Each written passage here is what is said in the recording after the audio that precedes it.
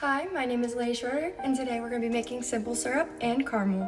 This is my first year in college, so I am a freshman, as well as the reason that I'm taking this class is because it was advised to me by my academic advisor because it best fit me and my schedule, as well as the fact that I do enjoy cooking.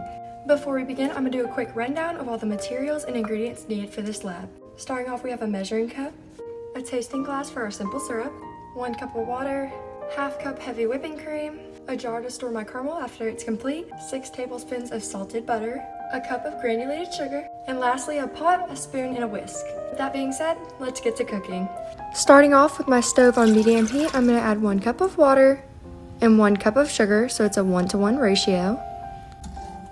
Keeping the flame at a medium temperature, I'm going to stir until it's completely dissolved. Now that it's completely dissolved, I'm going to transfer some of the simple syrup into a cup to try later on. Next, I'm going to add in my 6 tablespoons of butter, and once again stir until completely dissolved.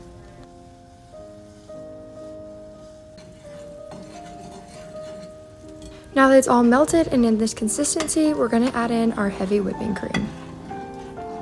Now that's added, I'm going to set my timer just to make sure I have the exact time. Making sure to whisk while it's heating up. While that's cooking, just a little check-in on my simple syrup. As you can see, it's starting to get thicker, and we're going to have a little time update. It's starting to become a really creamy consistency. And with a little bit more time on the stove, it's starting to brown up.